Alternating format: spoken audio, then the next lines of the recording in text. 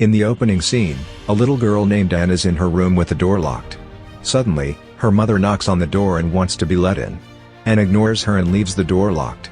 Anne's mother continues to plead with her to open the door. Her mother begins violently banging against the door to try to get in.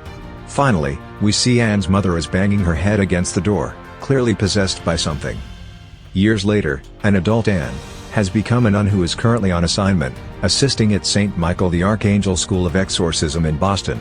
Sister Anne helps in the medical ward, attending to patients' daily needs, bathing, feeding, and more. One day, she befriends a young girl, a patient named Natalie. Anne is curious about the ways of exorcism and occasionally sneaks into an exorcism class taught by Father Quinn. She is later admonished because nuns are prohibited from being taught the ways of exorcisms. Priests can only perform the act of exorcism. One afternoon, Anne gives a sponge bath to a patient when he suddenly attacks her. He begins speaking in a different voice and says something that reminds Anne of what her mother used to say when she was possessed. The entire incident is caught on a security camera. Father Quinn is convinced that this demonic spirit will continue to target Anne and that she should know how to defend herself. After Father Quinn convinces the cardinal, Anne is allowed to attend exorcism classes. Father Quinn takes the students to see an exorcism in person during her first class. The possessed individual is revealed to be Natalie. Two students, Father Dante and Father Raymond, are selected to try their hand at leading the exorcism.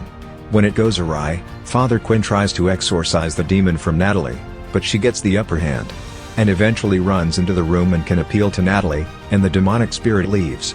Later, Anne is informed that the demonic entity merely retreated because it felt threatened, thus making the exorcism unsuccessful. Natalie is informed to be a terminal case.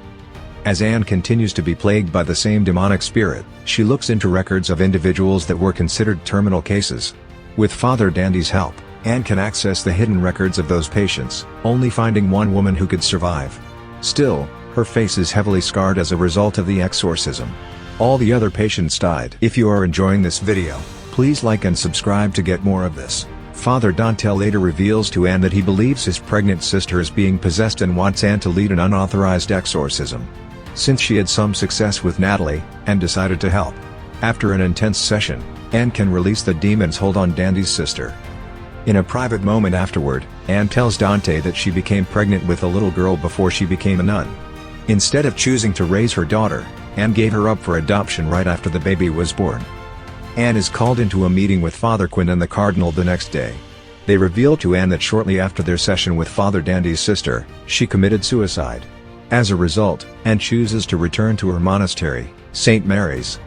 Father Dante later goes to see Anne at St. Mary's to tell her that Natalie was released, but shortly afterward, Natalie experiences a relapse and is transported by ambulance back to the hospital.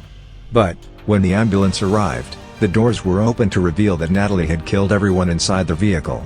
Father Dante gives Anne a necklace that Natalie is holding in her hand. Anne looks at the necklace and tells Dante that this necklace is the same one she gave her daughter when she was born, thus revealing that Natalie is Anne's daughter. Dante convinces Anne to help lead another unauthorized exorcism. So, he sneaks Anne into the catacombs under St. Michael's, where Natalie is being held. Natalie eventually breaks out and kills several priests, one of which is Father Raymond. After a struggle, Anne convinces the demonic spirit to release Natalie and take her instead. So, the spirit leaves Natalie, who hides with Father Dante, and goes into Sister Anne. Anne becomes possessed and begins hunting Natalie in the catacombs. Anne dispatches Dante, leaving him unconscious. As Natalie hides near a fountain filled with holy water, the possessed Anne attacks her. Anne's normal self eventually comes to and wrestles with the demon inside of her. As she physically battles with the spirit, her body falls into the fountain, and the holy water purges the spirit out of Anne's body. Anne is rescued from the water and reunites with Natalie and Dante. Anne recovers in the hospital but can say goodbye to Natalie. Natalie reunites with her adopted mother as Anne looks on. As a result of what happened, Anne is rewarded with an academic scholarship to study at the Vatican. As she says her goodbyes to Father Quinn, he reminds her that he knows who she is now that she has battled with the devil. On her way to the airport in a cab, Anne spots a woman staring at her on the street. The woman eventually appears beside Anne's window, sporting white eyes. Anne looks in front and sees that the cab driver is no longer in the driver's seat. He is now beside her in the back seat. Anne takes out her crucifix and puts it to the cab driver's face, ready to do battle again. The cab driver lunges at Anne as the film cuts to black. Thanks for watching. Please like and subscribe for more videos.